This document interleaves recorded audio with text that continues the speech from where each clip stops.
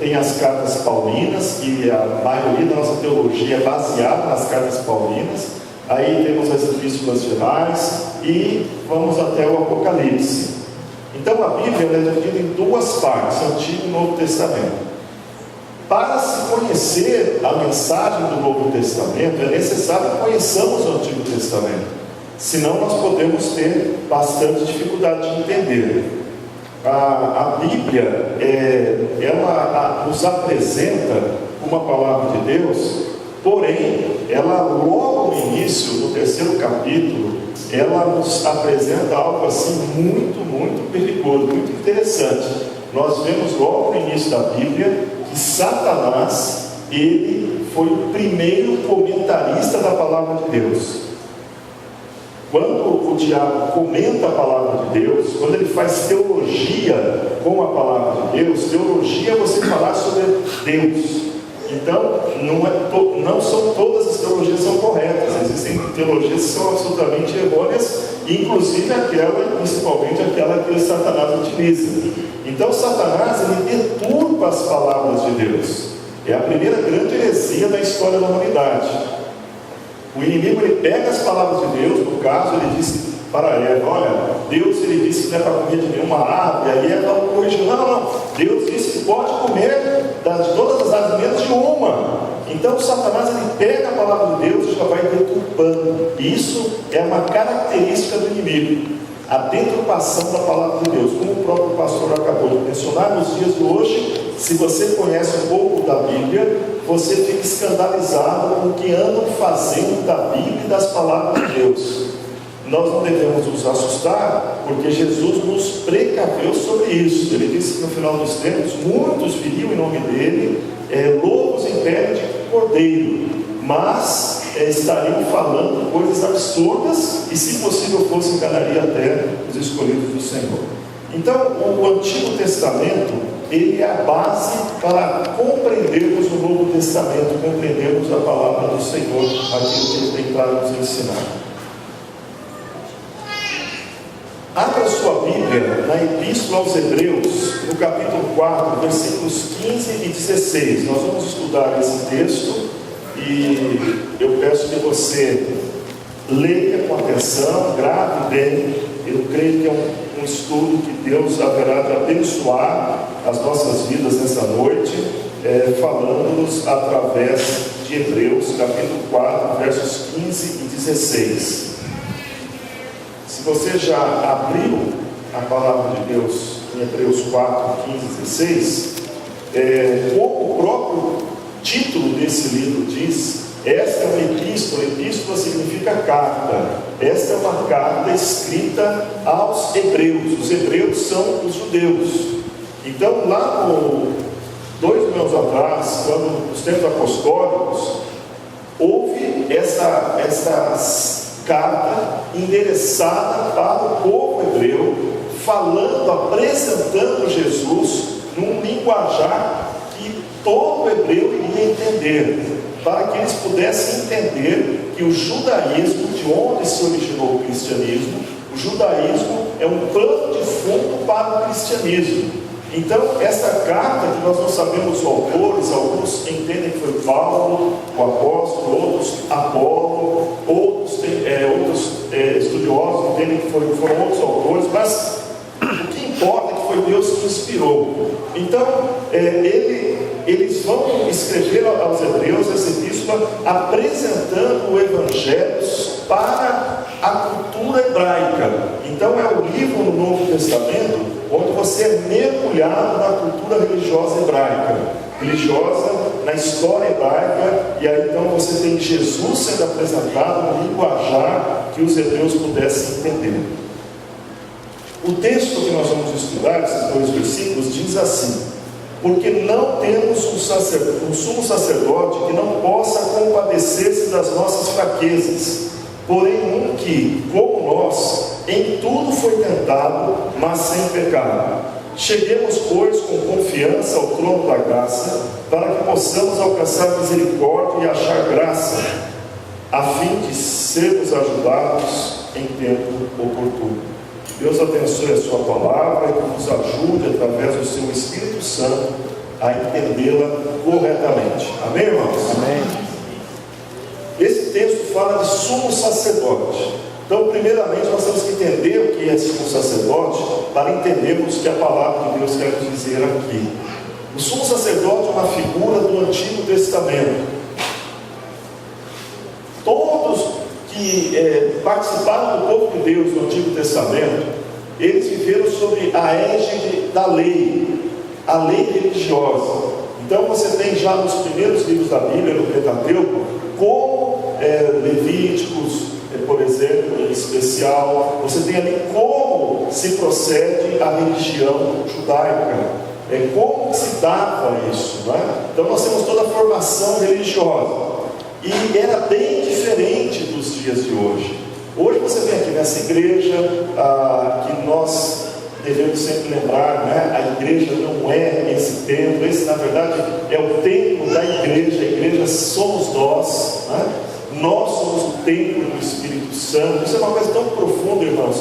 Quando você estuda o Antigo Testamento, você imagina que o templo, a ideia de templo, o templo de Jerusalém, né, o templo de Salomão, etc., ele começa bem antes, lá nos tabernáculos.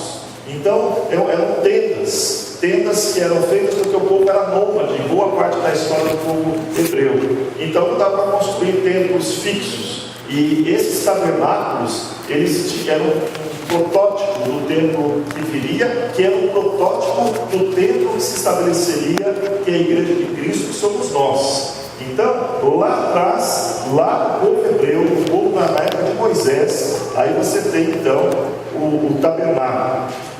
Todo o Antigo Testamento, toda a lei, o que significa lei? Lei é algo que é feito para nos ensinar, são regras. Então pode e não pode, faça isso, não faça aquilo. Isso é lei. Deus é um Deus didático. Ele pretende ser entendido pelas pessoas que creem nele. E por isso, ele se utiliza da didática divina. A didática dele passa pela lei. A lei, ela tem, em última análise, duas funções. A primeira é que o homem entenda que não podemos chegar até Deus em pecado. Nós somos pecadores e Deus é santo. Nós não podemos chegar, Deus, beleza, então somos consumidos pela santidade de Deus. Não é assim. Você ter intimidade com Deus é uma coisa, agora você não ter respeito com Deus é outra. Deus é um Deus santo, santo, santo. Não brinque com a santidade de Deus. A palavra de Deus nos diz que quando o primeiro homem e mulher pecaram, eles foram expulsos da presença de Deus, embora fossem coroa da sua criação, e foram colocados anjos, seres celestiais, que ali ficaram impedindo o homem de se aproximar da onde estava ali a presença de Deus, ou seja, do Éden. Então, o pecado ele corta, ele quebra a nossa comunhão com Deus, quebra a nossa possibilidade de estarmos com Deus. Agora, quando Deus faz então nascer o povo, através do qual viria o Messias, que é o povo hebreu, ele então ensina esse povo. Lá no tabernáculo havia um lugar chamado Santo dos Santos, ou Santíssimo. Então, a estrutura era basicamente essa. Havia um grupo de sacerdotes. Esses sacerdotes faziam parte do cerimonial. Era tudo uma didática divina. Então você cometeu um pecado, você tem que ter um sacrifício para que aquele pecado fosse expiado, fosse perdoado por Deus. Então tinha que matar um animalzinho, e não era você que podia matar, porque você tem mãos sujas de pecado. Você pega o seu animalzinho, leva para um sacerdote. Esse sacerdote, com as leis de purificação de si mesmo, que Deus lhe orientou, estão na Bíblia, ele se purificava, e como sacerdote, ele pegava aquilo, a oferta que você dava para ele sacrificava aquela oferta, e aí então você tinha o perdão de Deus. Você se reconciliava com Deus. De acordo com o pecado, era uma oferta. O que Deus queria ensinar com isso? A Bíblia, ela é um livro cristocêntrico. De Gênesis capítulo 1, versículo 1 ao último versículo do Apocalipse, a Bíblia aponta para Cristo. Então, durante séculos, Deus ensinou para o povo hebreu o seguinte: para que você possa ser perdoado dos seus pecados, é necessário que haja sacrifício. Sempre pecado, sacrifício, sacerdote foi imolado ali, a minha oferta houve uma consequência, houve um preço a ser pago pelo meu pecado. E durante séculos isso ficou incutido na mente daquele povo, o povo hebreu. Qual o objetivo? Como eu disse, a Bíblia é cristocêntrica, é apontar para Jesus Cristo, o Cordeiro de Deus, que um dia viria e morreria de uma vez por todas, por todos os nossos pecados. Então, durante todo o Antigo Testamento, havia essa regra: pecou, leva a oferta, leva o animalzinho, o sacerdote vai sacrificar. Mas não eram apenas sacerdotes, havia também um chamado o sumo sacerdote. O sumo sacerdote não era apenas o chefe dos sacerdotes, mas o sumo sacerdote, ele tinha entre suas funções a principal, era o único que poderia adentrar no Santo dos Santos. Os sacerdotes podiam, as pessoas em geral podiam entrar até certo ponto do tabernáculo. Depois a questão era com os sacerdotes que pegavam aquilo e iam oferecer o sacrifício. Mas ainda atrás de um grande véu era o lugar chamado Santo dos Santos. E ali somente o sumo sacerdote poderia adentrar. E ele poderia adentrar apenas uma vez ao ano, normalmente, depois de uma série profunda de purificações que havia na lei. Qual que é a ideia? Para você chegar até Deus, você passa pelo sacerdote. Eles, sacerdotes, vão oferecer. E o sumo sacerdote, uma vez, ele vai entrar no Santo dos Santos. Isso durante séculos. Nós temos então os tabernáculos, aí depois nós temos o próprio templo, os templos que ocorreram lá em Jerusalém. E nesses templos então chegam o momento do Novo Testamento. Aí nós já estamos já com o templo lá em Jerusalém, temos já as atividades religiosas, temos os sacerdotes, temos o sumo sacerdote. Por exemplo, na época da Páscoa em Jerusalém, por ocasião da morte de Jesus, por exemplo, foi na época da Páscoa. Então os estudiosos, os arqueólogos e mesmo pessoas da época que registraram, havia canaletas que saíam do templo na época da Páscoa repletas de sangue. Tal era a quantidade de cordeiros que eram imolados na Páscoa. Jesus, ele não foi morto numa época assim, ele foi morto numa época em que todos estavam voltados para o Cordeiro Pascal. Exatamente nessa época veio o Cordeiro de Deus, o Messias, e ele é oferecido por nós. Percebe como Jesus, como Deus é mineiro? Ele não dá ponto sem nó. Tudo tem um porquê, e é muito lindo saber esse porquê. E na época de Jesus, então, tinha os sacerdotes, tinha o sumo sacerdote, e o povo vinha de todos os lugares e oferecia ali os seus sacrifícios. O sacerdote oferecia o sacrifício das pessoas, conforme as leis veterotestamentárias. Até aí tudo bem? Agora imagina que você é um judeu, imagina que você está chegando em Jerusalém, são milhares de pessoas, milhares de pessoas, muitos sacerdotes, e tem um sumo sacerdote. Sabe quando você tinha contato com esse sumo sacerdote? Você, povão, sabe quando? Quem sabe? Nunca. Imagine que você é um sacerdote, vamos dizer nem um sumo sacerdote. O sumo sacerdote nem tinha contato com o povão, mas um sacerdote. E você está lá, todo dia você acorda e vai sacrificar os animaizinhos ali. Aí então chega a Jandira: qual é o seu pecado? Tá bom, precisa falar, só entre a gente aqui, tá? Sacrificou, tá. Próximo, tá. Pega a senha. Aí tá. Qual que é o seu? Mentiu, tá. Qual que é o seu? Roubou a Deus, não diz, tá? O sacerdote, e vai aqui, ó, todos os sacerdotes. Imagina, você já foi no pronto-socorro? Você já viu chegar gente no pronto-socorro baleado, com a faca na cabeça e tudo mais? Tem gente que desmaia, gente que passa mal, só de ver. Quem trabalha nisso, chega, é mais um caso. Por favor, você aqui e tal, deixa eu ver essa faquinha. Não chegou no céu, não. Cabeça dura, né? Vamos tirar. Né? Tranquilo e tal. O que eu quero dizer? Devido ao acúmulo de tantas pessoas, aquilo passava a ser uma coisa cotidiana, uma coisa normal. E isso provocava uma insensibilidade. O sacerdote não tinha sensibilidade nenhuma. Ele chegava assim, irmã Jandira, pera um pouquinho só, gente, hoje só tem 3.000 pessoas na minha fila. Vamos bater o papo. O que aconteceu, minha irmã? Está com problema, tal. Peraí, deixa eu deixar aqui o animalzinho, vamos conversar. Você pensa que é assim? Não era. Era nesse contexto, para essas pessoas, que a Bíblia diz o que ela está dizendo aqui. Porque nós não temos um sumo sacerdote que não possa compadecer-se das nossas fraquezas.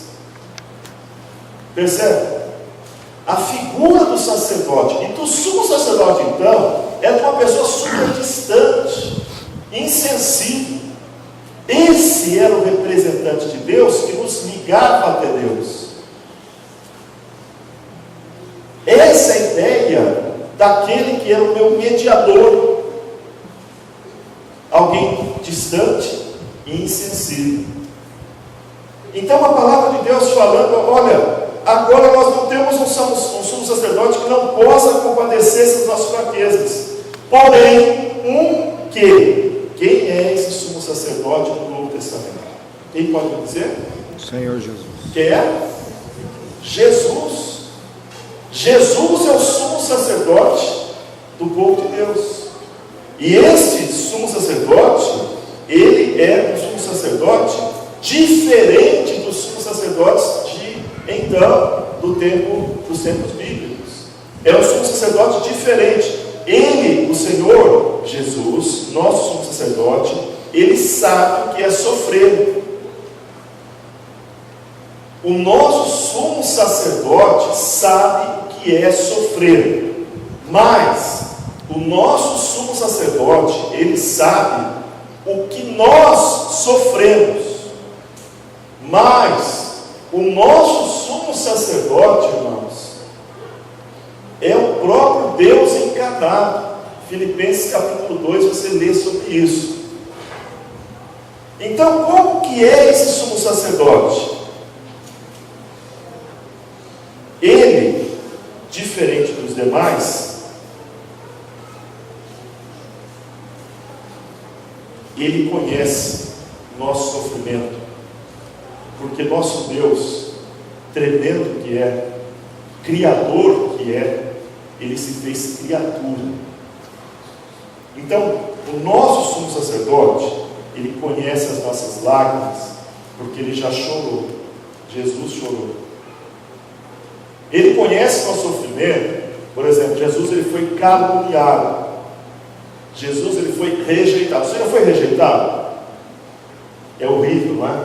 Jesus também já foi. Se você vai no médico, eu te pergunto, qual que é o melhor médico? É aquele que é mais famoso, tal, tem um consultório bonito? Ou é aquele médico que um dia já passou pela mesma doença que você está passando? Sabe aquele médico que você chega e ele fala, eu já tive isso, eu sou médico, mas já passei por isso? É diferente.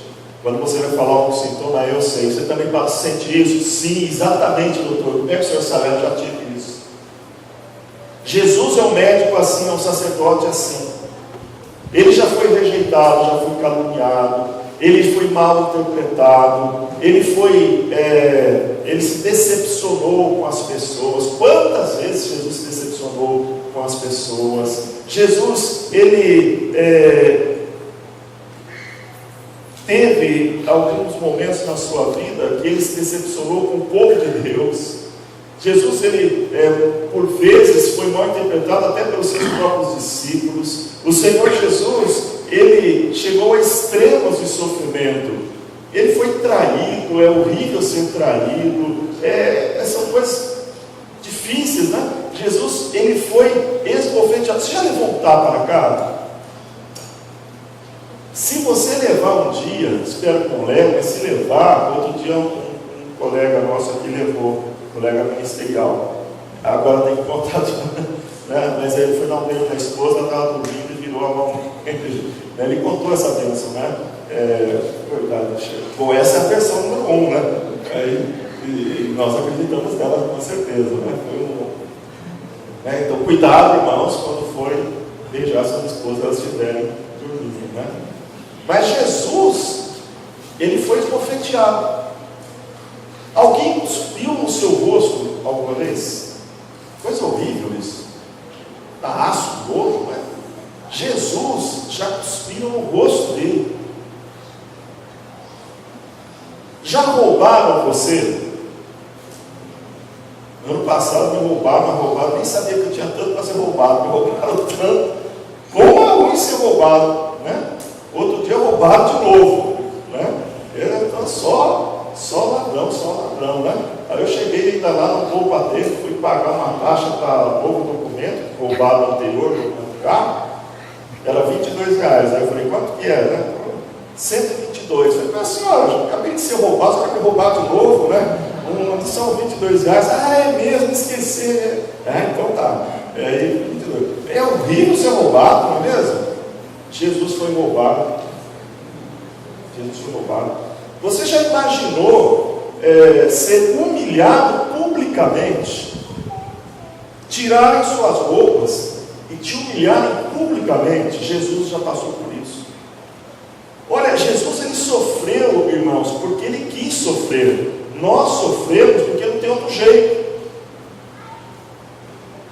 Agora, por que Jesus quis sofrer? Porque ele queria saber como que dói o nosso sapato. Eu vou permitir que façam comigo tudo que faço com os meus filhos, minhas filhas, porque quando eles vierem até mim, eu quero entender o que eles estão sentindo. Jesus, ele sabia quem iria roubá-lo, quando, como. Jesus sabia de tudo, mas permitiu sofrer por amor a nós. Nosso Senhor é incrível, né? Bom, em matéria de sofrimento, não há sofrimento que você não esteja passando, há de passar, que Jesus não possa compreender. Jesus, como diz o profeta, ele foi um homem de dores, de sofrimento, para poder entender o que é sofrimento, e quando nós chegamos até ele, ele sabe o que a gente está passando. Você acredita nisso? É o que a palavra está dizendo.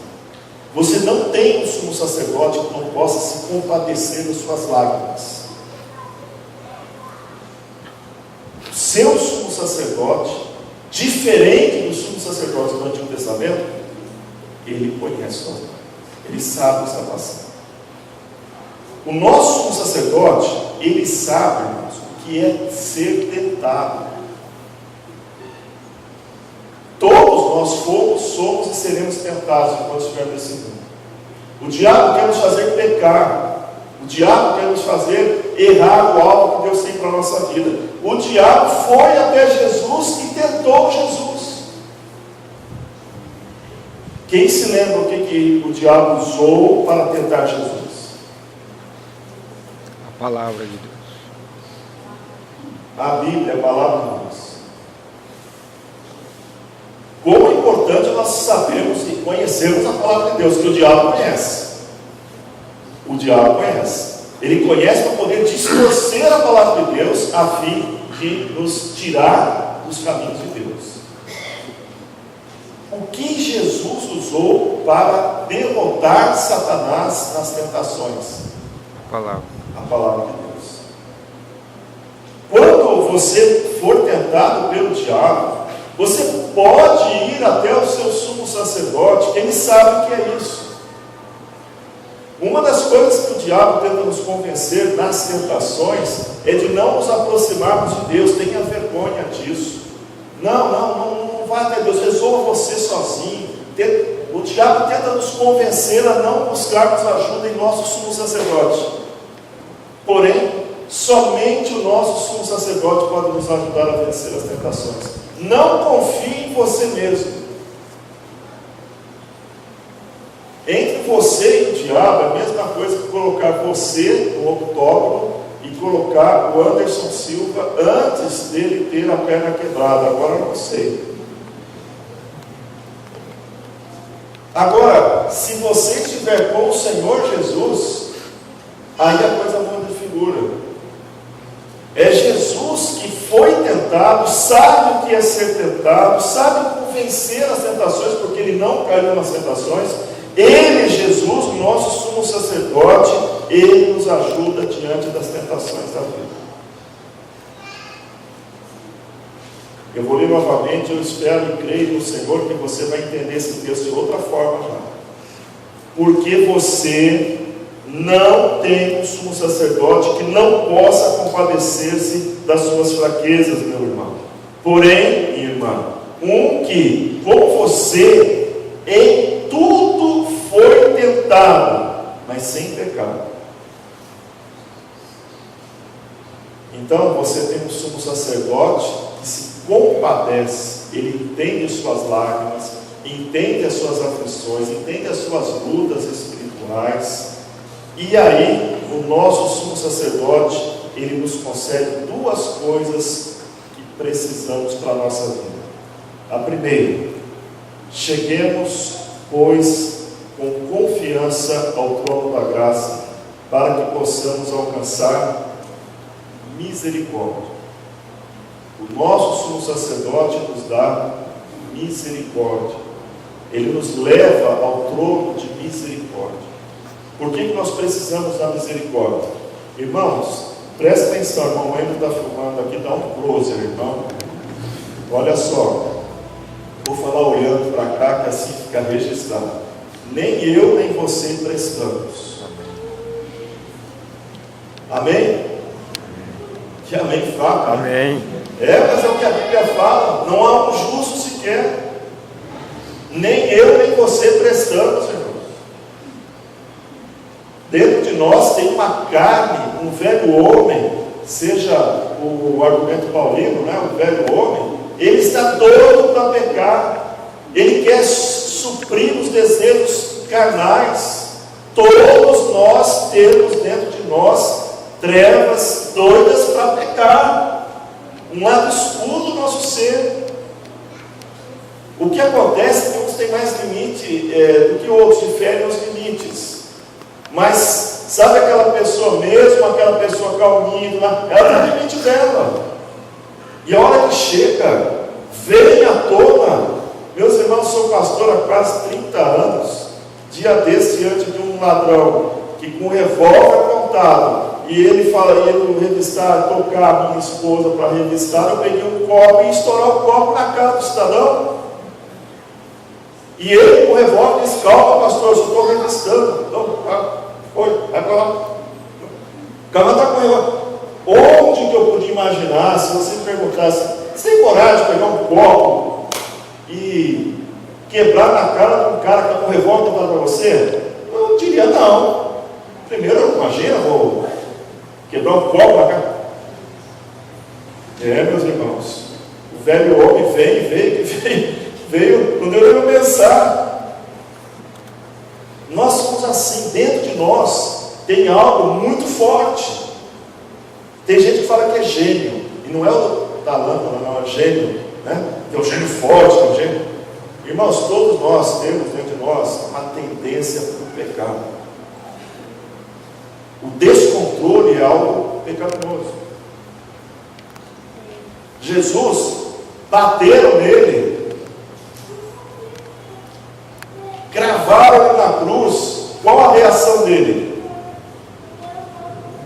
Em silêncio, e depois orou: Pai, perdoa-lhes porque eles não sabem.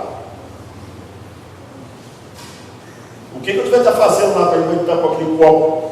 Devia estar, Senhor, perdoa porque ele não sabe o que faz. Esqueci esse texto. Tendência carnal.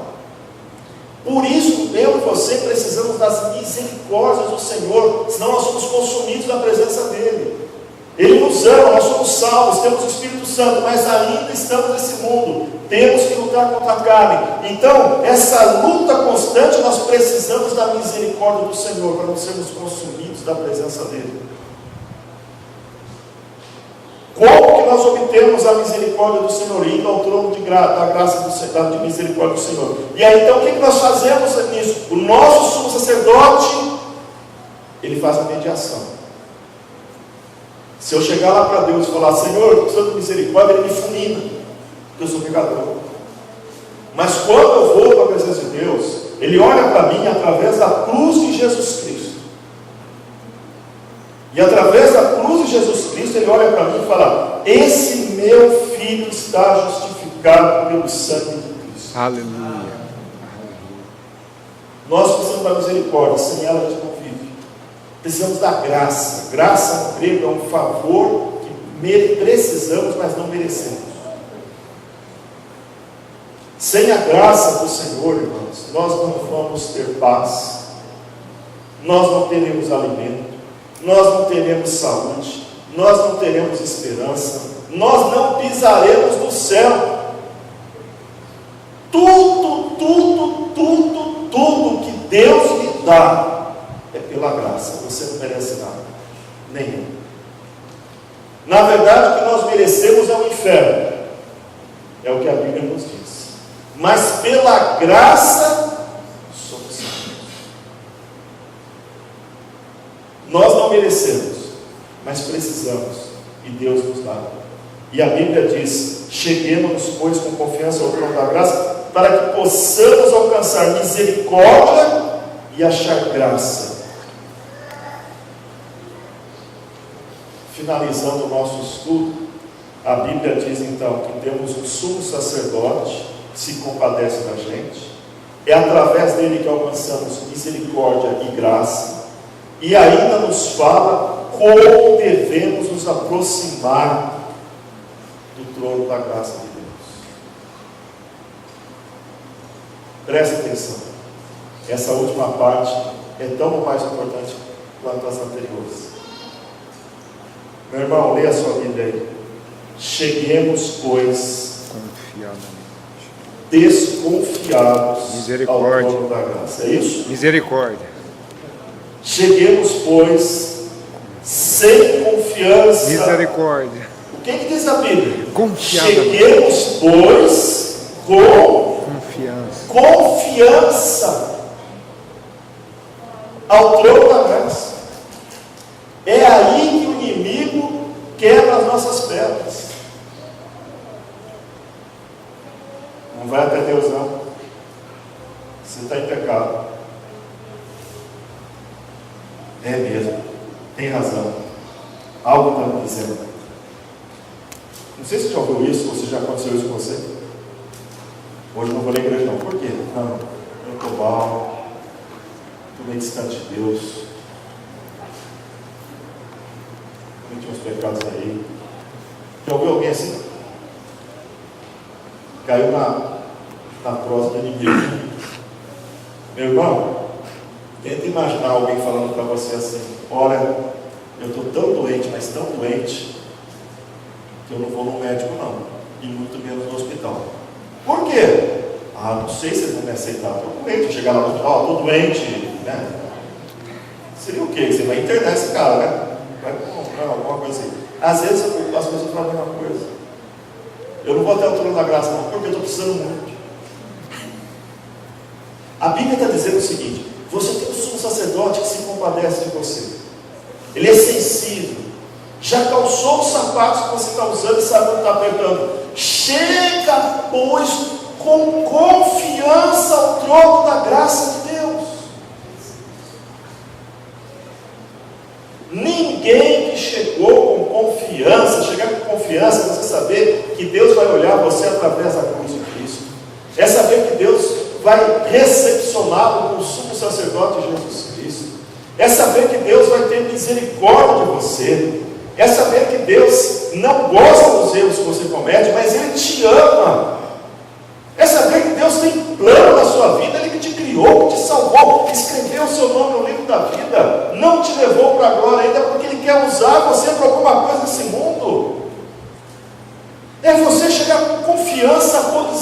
Senhor Deus, no Antigo Testamento, para chegar no Santo dos Santos, só o sumo sacerdote uma vez por ano, depois de um monte de coisa que ele tinha que fazer para se purificar, e agora eu posso entrar na tua presença porque eu sou um sacerdote.